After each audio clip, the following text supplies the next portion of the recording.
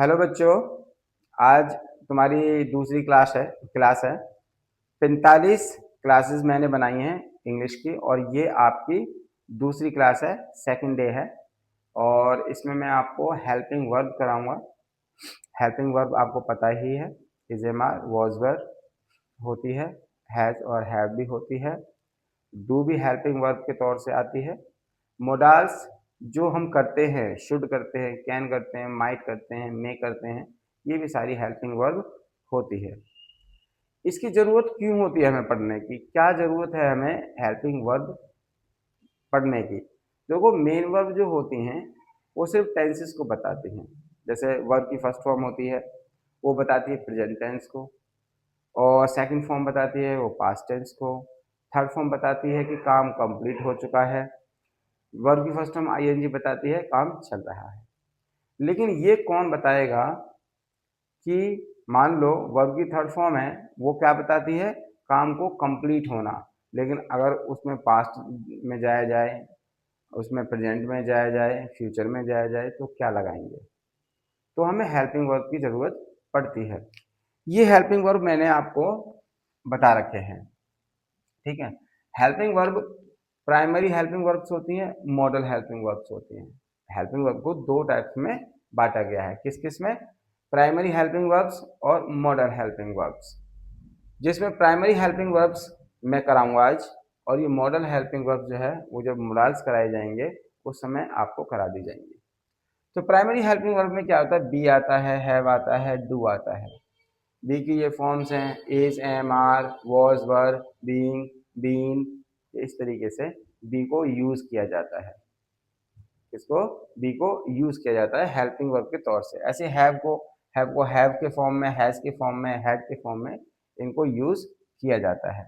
Do है, do को do की फॉर्म में, डिड की फॉर्म में, डज की फॉर्म में इसको यूज किया जाता है। मेरी बात समझ में आ गई? तो हेल्पिंग वर्ब होती क्या है? सहायक क्रियाएं होते हैं जो हेल्प करती हैं। मेन वर्ब की हेल्प करती हैं। ये किसकी? मेन वर्ब की हेल्प करती हैं। तो कहने का मेरा मतलब क्या है कि हेल्पिंग वर्ब को सबसे पहले हमने किस में तोड़ा? दो टाइप से, प्राइमरी वर्ब्स में, हेल्पिंग वर्ब्स में, और मॉडल हेल्पिंग वर्ब्स में। प्राइमरी में बी आता है, हैव आता है, डू आता है, तो आज हम इनके बारे में पढ़ेंगे। मॉडल वर्ब्स जो हैं, हेल्पिंग वर्ब्स हैं, उसको हम बाद में पढ़ेंगे। मैंने आपको बताया 12 टॉपिक्स पढ़ाने वाला हूं मैं, ठीक है। तो ये अभी इस टॉपिक्स में अभी हम नहीं करेंगे, ठीक है, ये बाद में करेंगे। तो कुल मिलाकर हमारा हुआ क्या? हमें कराना है ये, क्या कराना है? बी, हैव और डू। तो सबसे पहले हम बी के बारे में बात करते हैं। किसके बारे में? बी के बारे में। बी का बेसिकली होता क्या है? होना होता है। अगर बी को देखा जाए तो इसका मीनिंग क्या होता है? होना। और ये है मेन वर्ब। मेन वर्ब, ये जो वर्ब है ना बी, वो मेन वर्ब के तौर से भी काम करती है और हेल्पिंग वर्ब के तौर से भी काम करती है। मेन वर्ब के तौर से भी काम करती है और हेल्पिंग वर्ब के तौर से भी काम करती है। अब समझो मेरी बात। मैंने ये लिखा कि ही इज अ बॉय, ठीक है। मैंने क्या लिखा? ही इज अ बॉय, वह एक लड़का है। क्या है? वह एक लड़का है। वह एक लड़का है। तो यहां पर ये जो काम कर रही है वो कैसे काम कर रही है? मेन वर्ब की तरह। कैसे? मेन वर्ब की तरह काम कर रही है। कैसे? मेन वर्ब की तरह। लेकिन अगर मैं ये बोलूं कि ही इज प्लेइंग क्रिकेट, मतलब वो क्रिकेट खेल रहा है, तो अब ये क्या बन गई? ये बन गई हेल्पिंग वर्ब। मेरी बात समझ में आ गई? क्यों? यहां ये खुद मेन वर्ब थे। क्या थी? बी की जो फॉर्म्स होती है ना, इज, एम, आर, ये मेन वर्ब के तौर से भी काम करती हैं और हेल्पिंग वर्ब के तौर से काम करती हैं। तो ही इज, यहां पर क्या है? मेन वर्ब, और यहां पर क्या है? ये हेल्पिंग वर्ब। ये किसकी हेल्प कर रही है? ये जो प्ले है ना, प्ले, ये मेन वर्ब है, ये खेलना, इसकी हेल्प कर रही है। किसकी हेल्प कर रही है? ये प्ले की हेल्प कर रही है। खेलना जो है इसकी हेल्प कर रही है। तो खेलना मतलब क्या होता है? वो तो कॉन्टिन्यूस काम चल रहा है, खेल रहा।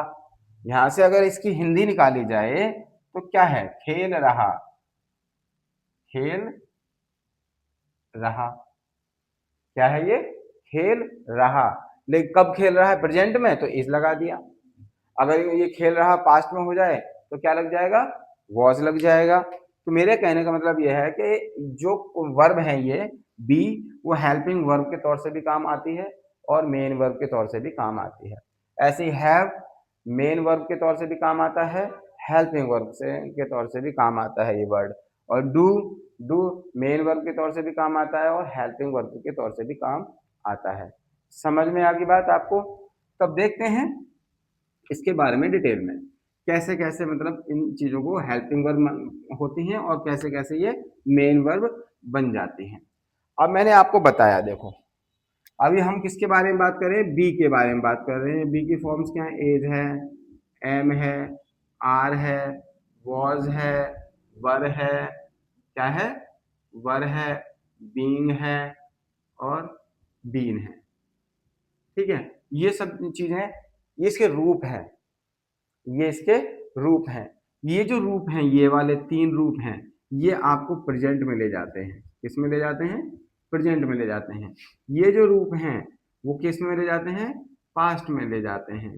ये जो रूप है, ये जो रूप है, ये पैसिव फॉर्म बनाने के काम आते हैं। ठीक है, पैसिव फॉर्म बनाने के आते हैं, या ये परफेक्ट कॉन्टिन्यूअस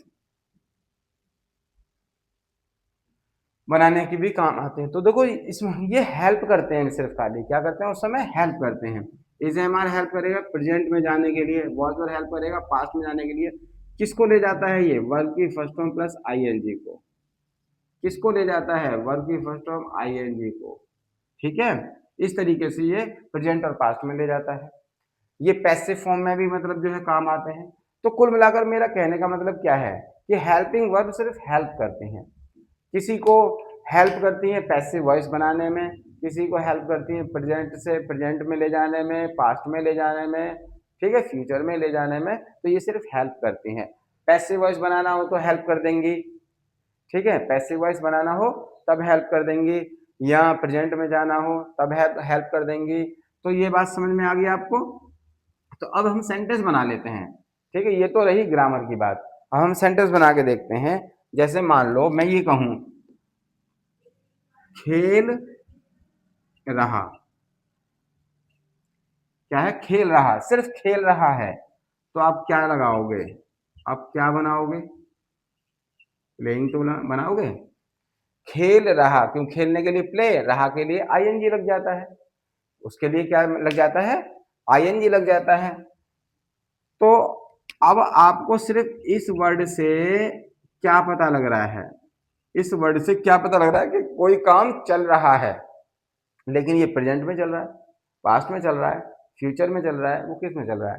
तो आपको मान लो ये बनाना है खेल रहा है, तो क्या होगा? इज लग जाएगा। अगर इसी चीज को बनाना है खेल रहा था, तो वाज प्लेइंग लग जाएगा। समझ में बात आ गई? और अगर खेल रहा होगा तो ये लो विल बी प्लेइंग लग जाएगा। समझ में बात आ गई? तो इस तरीके से हेल्पिंग वर्ब होती हैं, ये सिर्फ हेल्प करती हैं। आगे चीजों में बता और डिटेल में बताया जाएगा। तो कुल मिलाकर जो आपको समझना है वो ये समझना है कि हेल्पिंग वर्ब सिर्फ हेल्प करती हैं मेन वर्ब की। ठीक है, क्या करती है? मेन वर्ब की। जैसे कि मान लो ये है हमारे पास, ये मेन वर्ब है, ठीक है, इसके साथ लग रहा है इज, वॉज लग रहा है, विल बी, ये सब चीजें लग रही हैं। इसको पैसिव फॉर्म में ले जाने में तब ये काम आती हैं, ठीक है, और इसको परफेक्ट बनाने में काम आती हैं। जैसे मान लो ये इज एम आर है, ये इज एम आर कॉन्टिन्यूस की हेल्प करती है, पैसिव वॉइस बनाने में हेल्प करती है। वैसे ही अगला जो है वो क्या है? हैव है। हैव जो है वो मेन वर्ब भी है, इसका मतलब होता है पास होना। पास होना मतलब वो नहीं कि एग्जाम में पास होना, कोई चीज करीब होना, पास होना। हमारे कोई, जैसे मेरे पास एक घर है, उसके पास एक कार है, उसके पास एक फोन है, तो इस तरीके से जो जो चीजें होती हैं तो उसमें है, ये लगती है मेन वर्ब। इस समय क्या है? ये मेन वर्ब है, लेकिन ये हेल्प भी करती है। ये क्या करती है? हेल्प करती है। जैसे मान लो परफेक्ट में देखो वर्ब की थर्ड फॉर्म की हेल्प करती है, जैसे कि आई हैव ईटन फूड। अब आई हैव ईटन फूड, मैंने खाना खा लिया है। तो आप एक बात बताओ, ये तो थर्ड फॉर्म है, ये क्या है, थर्ड फॉर्म, और ये इसकी हेल्प कर रही है। अगर ये ना हो तो ये परफेक्ट टेंस नहीं बन पाएगा। ये क्या कर रही है, इसकी हेल्प कर रही है। किसकी हेल्प कर रही है, थर्ड फॉर्म की। देखो तुम्हें पता ही है कि वर्ब की क्या होती है, फर्स्ट फॉर्म होती है, सेकंड फॉर्म होती है, ठीक है, और इसमें हमारा थर्ड फॉर्म होती है और कॉन्टिन्यूअस होता है। वो वर्ब की फर्स्ट फॉर्म आईएनजी होता है। मेरी बात समझना, ये होती नहीं होती है। इसकी हेल्प कौन करता है, is, am, are, basically be करती है। इसकी हेल्प कौन करेगा, बी, और इसकी हेल्प कौन करेगा, हैव, ठीक है। इनकी हेल्प कौन करेगा, डू, डिड और डज, ठीक है। मेरी बात समझ लेना और क्लियर कर देता हूं मैं तुमको। तो हेल्पिंग वर्ब समझ में आ रही है आपको, क्या है कंडीशन क्या नहीं है, ठीक है। पहले ये समझ तो लो हेल्पिंग वर्ब क्या है, लगाओगे क्या, कैसे लगाओगे। तो अब देखो क्लियर चीजें क्या है भाई। वर्ब की फर्स्ट फॉर्म और वर्ब की सेकंड फॉर्म, अगर हम दो वर्ब के बारे में बात करें तो इनकी हेल्प कौन करेगा, क्योंकि ये बता देती है प्रेजेंट को, ये बता देती है पास्ट को, ठीक है। इसने प्रेजेंट को बता दिया, इसने पास्ट को बता दिया। लेकिन अगर इसका नेगेटिव बनाना हो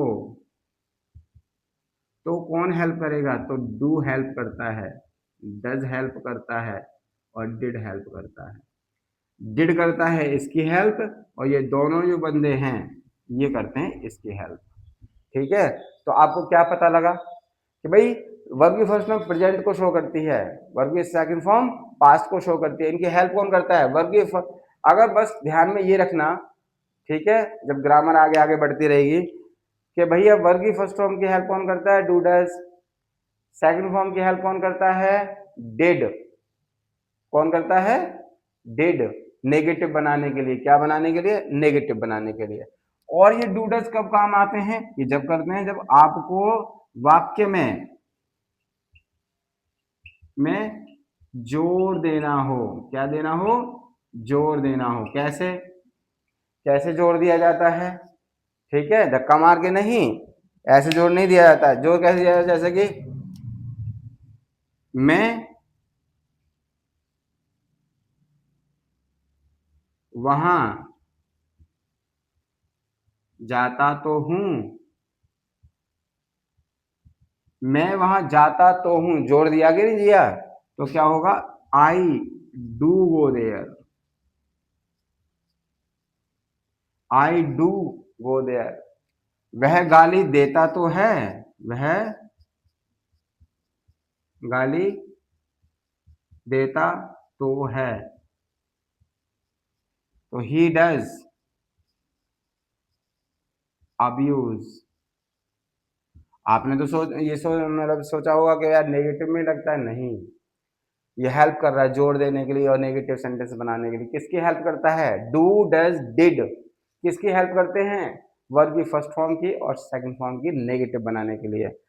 अगर आप इंग्लिश सीखना चाहते हो और आपको इंटरेस्ट है और डीप इंग्लिश सीखना चाहते हो कि हम इंग्लिश में डेप्थ में जाएं और अच्छे तरीके से समझ के बोलें, ये नहीं कि रट के बोलें, समझ के बोलें, तो आप मेरी क्लासेस को देखते रहिए, ठीक है। तो सबसे पहला पॉइंट मैंने क्या बताया कि भाई वर्ब की फर्स्ट फॉर्म और वर्ब की सेकंड फॉर्म की हेल्प कौन करेगा, डू करेगा, डज करेगा, डिड करेगा। वो किस लिए करेगा, नेगेटिव बनाने के लिए करेगा और जोड़ देने के लिए करेगा। क्योंकि प्रेजेंट में तो भाई साहब ये खुद ही रहती हैं, वर्ब की फर्स्ट फॉर्म क्या रहती है, प्रेजेंट में खुद रहती है, पास्ट में खुद रहती है। बस इनको हेल्प क्या चाहिए, भाई मेरा नेगेटिव बना दे, क्या बना दे, मेरा नेगेटिव बना दे, और ये और जोर देने के लिए ये इसकी हेल्प हो जाती है। इनको हेल्प की जरूरत नहीं होती है इस मामले में कि इनको प्रेजेंट में जाना है, इनको पास्ट में जाना है, नहीं, इनको हेल्प की जरूरत ही नहीं है इस चीज की। अब वर्ब की थर्ड फॉर्म आ जाती है, इसको हेल्प कौन करता है जी, हैव भाई साहब करते हैं। हैव के तीन रूप होते हैं, हैव, हैज और हैड। वर्ब की थर्ड फॉर्म, इसकी हेल्प कौन करेगा, ध्यान रख लेना, वर्ब की फर्स्ट फॉर्म सेकंड फॉर्म की हेल्प कौन करता है, डू डज डिड, नेगेटिव बनाने के लिए और सेंटेंस पे जोड़ देने के लिए। और वर्ब की थर्ड फॉर्म की हेल्प कौन करेगा, हैव करेगा, क्या करेगा, हैव करेगा। इसकी ही हेल्प करता है खाली ये, और किसी की हेल्प नहीं करता है। ठीक है, कैसे? जैसे कि मान लो खाना खा लिया, ठीक है जी, काम तो खत्म हो गया, ईटन लगा दिया। काम खत्म होते क्या लगा दे? ईटन। अब खाना खा लिया है, तो यहाँ हैज लगा दो, और था आ गया अगर यहाँ पर तो हैड लगा दो। ठीक है, इनके यूज होते हैं कि भाई हैव कहाँ लगता है, हैज कहाँ लगता है, हेड कहाँ लगता है, वो बता दूंगा मैं अभी। ये बात समझ में आ गई ना आपको कि वर्ब की थर्ड फॉर्म की हेल्प कौन करता है? वर्ब की थर्ड फॉर्म की हेल्प करता है हैव। ठीक है, कौन करता है? हैव। तो इस तरीके से आपको ये चीज याद रखनी होगी। क्या क्या याद रखना पड़ेगा? कि भाई वर्ब की फर्स्ट फॉर्म सेकंड फॉर्म की हेल्प कौन करता है? Do, does, did. और थर्ड फॉर्म की हेल्प कौन करता है? हैव करता है। ठीक है, इस तरीके से टेंसेस में बता रहा हूं मैं आपको, इसमें टेंसेस में, तो ये चीजें ध्यान रखना। अब आता है हमारे पास वर्ब की फर्स्ट फॉर्म आईएनजी। क्या होता है? वर्ब की फर्स्ट फॉर्म आईएनजी, इनकी हेल्प कौन करता है? इसकी हेल्प करता है बी, मतलब कि इज, एम, आर, वॉज, वर, ये सब ये करते हैं। ठीक है, बीइंग भी करता है, पैसिव वॉइस में करता है लेकिन ये, ठीक है, बीन भी करता है लेकिन ये पैसिव वॉइस में करता है, इसमें करता है पैसिव, लेकिन ये किसकी करता है? थर्ड फॉर्म की हेल्प करता है। ठीक है, किसकी करता है? थर्ड फॉर्म की हेल्प करता है, ये आईएनजी की नहीं हेल्प करता। तो ये तो बात की बातें हैं कि भाई बीइंग जब पढ़ेंगे जब क्लियर बताऊंगा, बीन जब पढ़ेंगे क्लियर बताऊंगा। अभी मेरे पास जो मैं जो पढ़ा रहा हूँ वो इज, एम, आर, वॉज, वर, ये पढ़ा रहा हूँ। Helping verb, primary helping verbs के बारे में बता रहा हूँ। तो मोटी मोटी बात जो हमने समझी वो क्या समझी? कि भाई वर्ब की फर्स्ट फॉर्म और वर्ब की सेकंड फॉर्म को हेल्प करेगा कौन? Do, does, did. किसके लिए? नेगेटिव बनाने के लिए, इंटेरोगेटिव बनाने के लिए, नेगेटिव बनाने के लिए, और जोड़ देने के लिए। किसके लिए? जोड़ देने के लिए। ठीक है,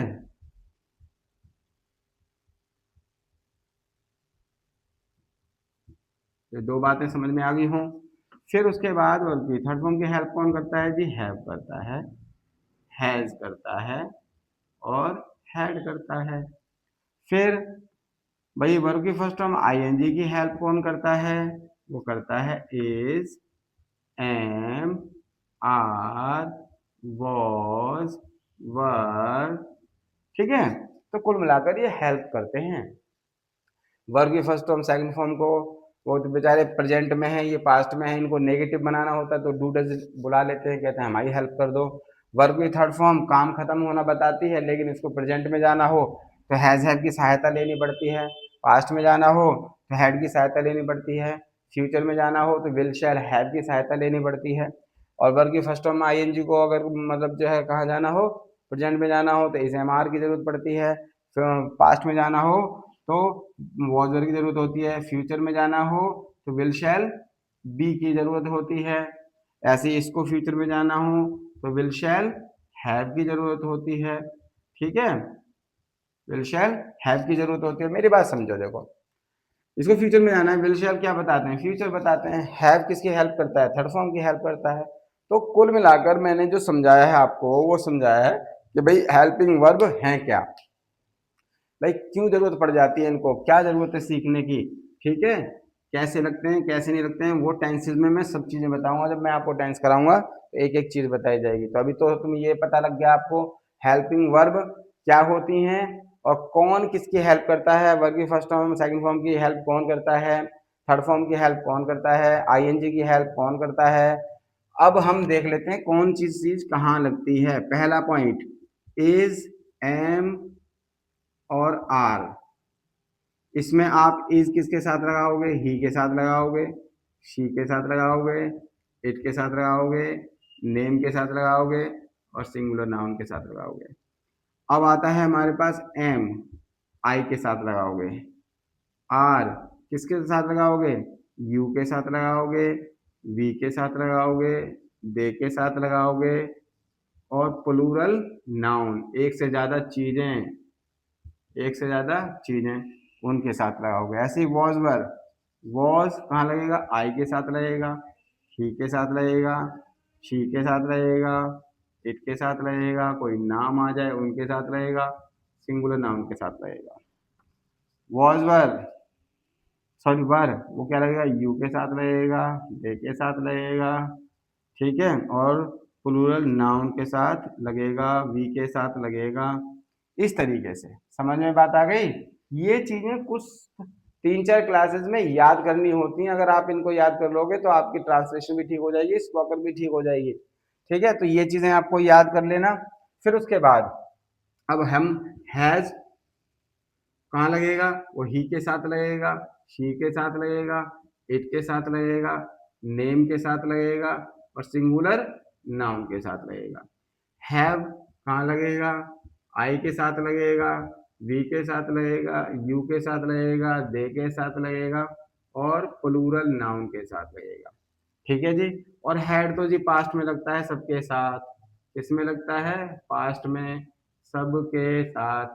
ठीक है, सबके साथ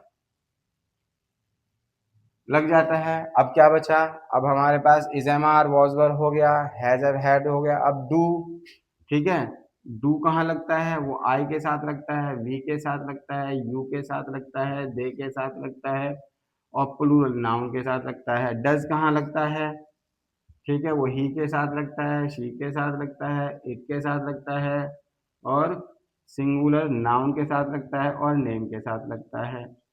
ये चीज़ें आप याद कर लेना, समझ लेना और टेंसेस जब कराए जाएंगे उसमें तो आपको बताया ही जाएगा बिल्कुल क्लियर। लेकिन अभी जो मैंने इस क्लास में आपको बताया है वो बताया है हेल्पिंग वर्ब क्या होती हैं, कौन सी हेल्पिंग वर्ब किसकी सहायता करता है, कौन सी हेल्पिंग वर्ब किसकी सहायता करता है। भाई आईएनजी को भी तो प्रेजेंट में जाना होता है, आईएनजी को भी तो पास्ट में जाना होता है, फ्यूचर में जाना होता है, कौन लेके जाएगा, ये हेल्पिंग वर्ब लेके जाती हैं। ठीक है, पॉसिबिलिटी दिखानी होगी तो क्या कौन काम आएगा, हेल्पिंग वर्ब। मेन वर्ब नहीं दिखाती, मेन वर्ब सिर्फ टेंसेस को बताती हैं, प्रेजेंट को बताती है, पास्ट को बताती हैं, काम खत्म हो गया काम चल रहा है ये बताती हैं। और सब काम किनका होता है, हेल्पिंग वर्ब का होता है, प्राइमरी हेल्पिंग वर्ब्स का होता है, मॉडल हेल्पिंग वर्ब्स का होता है। कैन लगाते हो किसके लिए काम आता है, अपनी एबिलिटी को शो करने के लिए। माइट लगाते हो किसके लिए आता है, कम पॉसिबिलिटी को शो करने के लिए। शुड कहाँ काम आता है, एडवाइस को देने के लिए। कौन लगाएगा, कौन सी चीजें आएंगी, वो हेल्पिंग वर्ब आती है। मेरी बात समझ गए। तो हेल्पिंग वर्ब क्या होती है ये मैंने तुमको बताया, किन किन के साथ लगती हैं ये बताया, इसका क्या काम होता है ये बताया।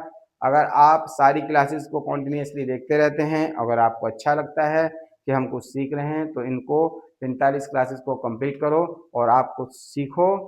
ठीक है, फिर चाहे इंग्लिश बोलना चाहे ट्रांसलेशन करना, जैसा तुम्हें काम में लाना हो इसको वैसे लाते रहना। डिटेल में मैं इसलिए बता रहा हूँ क्योंकि स्पोकन के लिए भी मेरे को बताना है, ट्रांसलेशन के लिए भी मुझे बताना है। और वो बच्चे जो स्कूल जाते हैं जिनको फिलअप करने होते हैं या क्वेश्चन आंसर बनाने होते हैं, ये यूनिवर्सल जो है मल्टीपर्पज़ क्लासेस होंगी, वो सबके लिए काम आ जाएंगी। और तुम पर डिपेंड करता है और लेकिन पूरा पूरा फोकस होगा, डिटेल में एक एक चीज़ बताई जाएगी। ठीक है, मिलते हैं फिर कल परसों, थर्ड क्लास होगी, डे थर्ड होगा, कल मैथ की क्लास आएगी आपके सामने।